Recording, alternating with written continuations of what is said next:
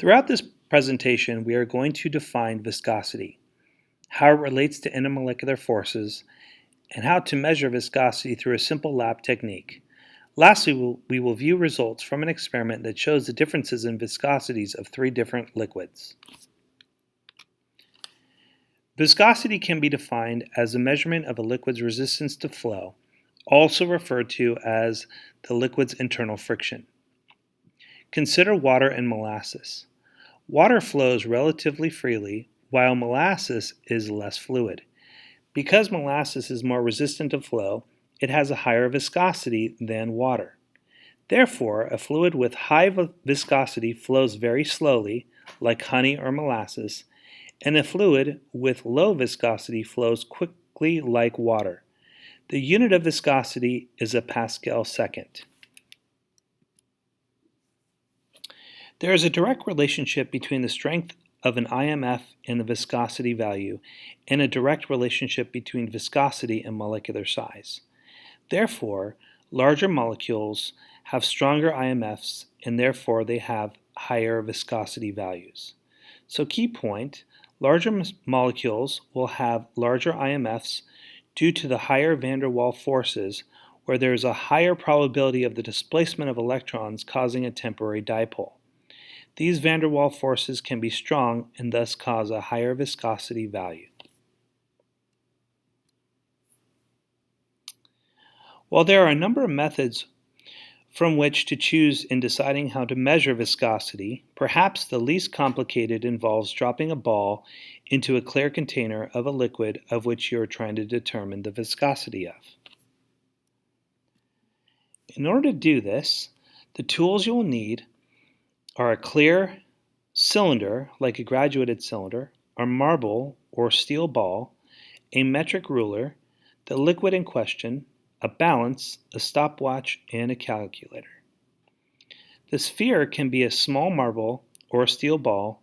Make sure its diameter is no greater than half the diameter of the graduated cylinder, so it can easily be dropped into the cylinder.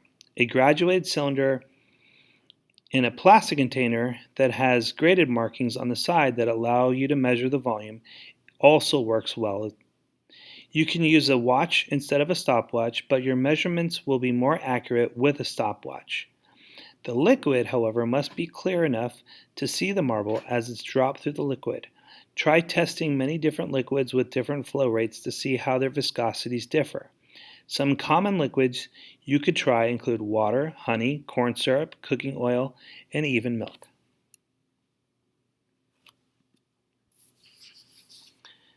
Step 1, you are to measure the density of the marble or metal ball. The density of both the sphere and the liquid are needed to perform the viscosity calculation.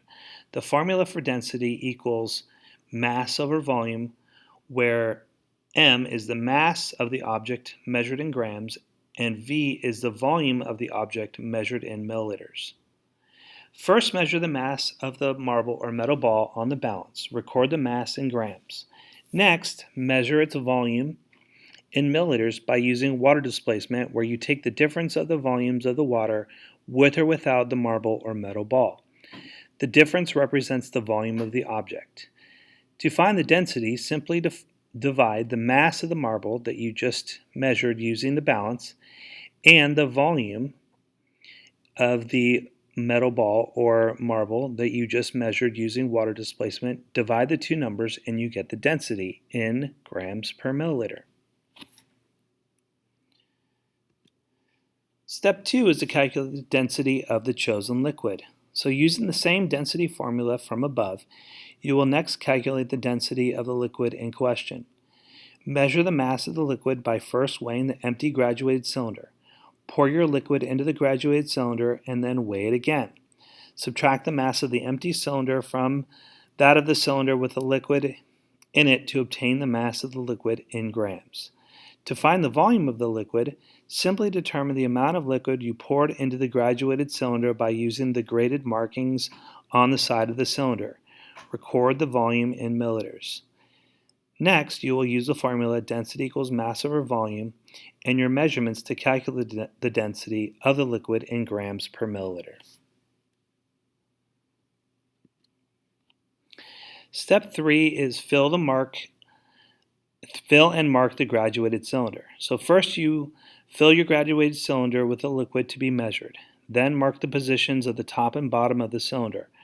Slowly pour your experimental liquid into the graduated cylinder, filling the cylinder about halfway to 3/4 of the way to the top. Draw a mark at the top of the cylinder and at the bottom of the cylinder. Measure the distance between the top and the bottom marks. Place the bottom of the ruler at the bottom of the mark and record the distance to the top mark.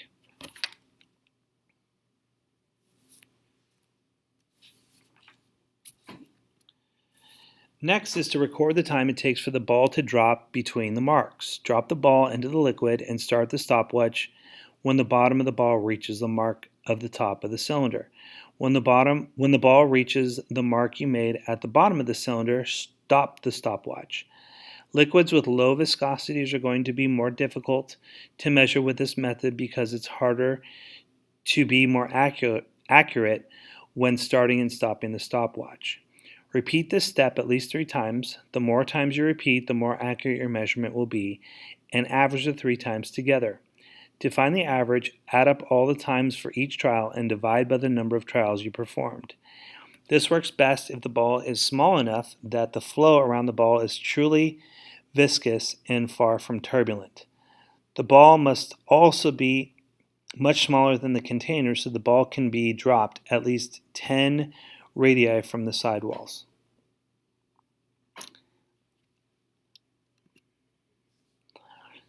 Next step is to calculate the velocity of the marble or the metal ball. The velocity is a measurement of the distance traveled over the elapsed time to travel that distance. The formula for velocity equals v equals distance divided by time, where v is velocity, d is distance traveled, and t is time. Use your measurements, plug them into the equation to find the velocity of the ball. Step 6 involves calculating the viscosity of the liquid.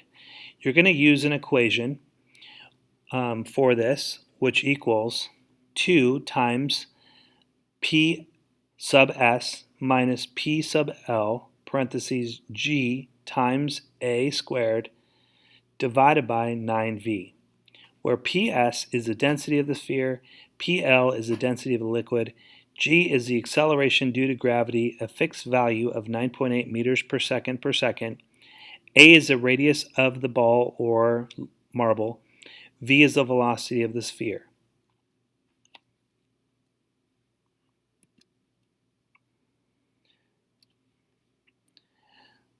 So this slide shows the actual results of the test. So I'm going to go ahead and play the video, and you can see the test as perceived by me.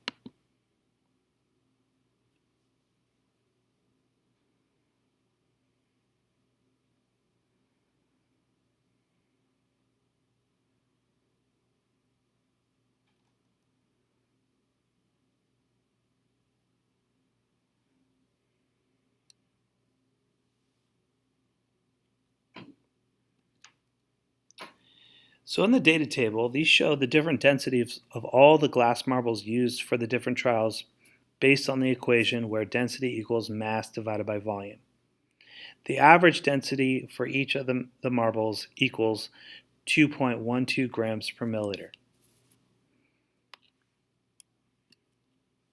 In Table 2, this shows the density of Karo syrup, vegetable oil, and water based on the equation where density equals mass divided by volume.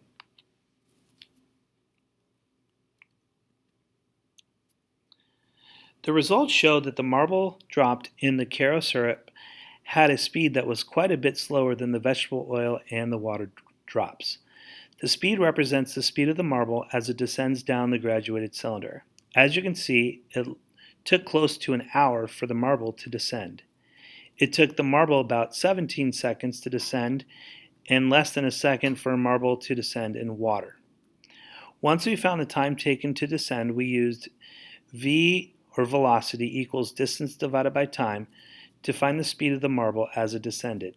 when looking at the equation, there's an inverse relationship between the time taken to descend and its speed measured in meters per second. This is exactly what we observed.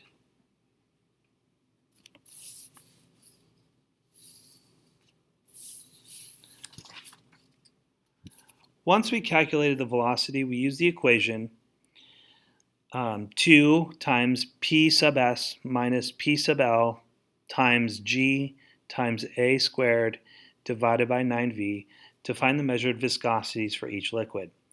We observed Karo syrup had the highest viscosity and water to have the lowest viscosity. Vegetable oil was an intermediate value. We found the percent air by calculating using the simple equation actual value minus experimental value divided by the actual value multiplied by 100. Multiple trials should be performed to lower the percent air.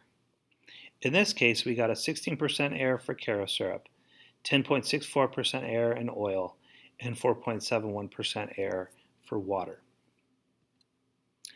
In conclusion, Karo syrup are made up of big molecules that stack up onto themselves where the van der Waals forces are very strong, and stronger compared to vegetable oil and water. The strength of these IMFs cause Karo syrup to be highly viscous. Vegetable oil are also composed of big molecules too that stack up onto themselves, causing the van der Waals forces to be strong. These forces are stronger than water but weaker than Karo syrup, which is why it attains an intermediate viscosity rating. Water has hydrogen bombs, which are typically a strong IMF, but not as strong as the IMFs observed in Karo syrup or vegetable oil. Therefore, because the hydrogen bonds are weaker than the van der Waals forces observed in Karo syrup and vegetable oil, its viscosity rating is the least. Here are my references, and thank you for watching.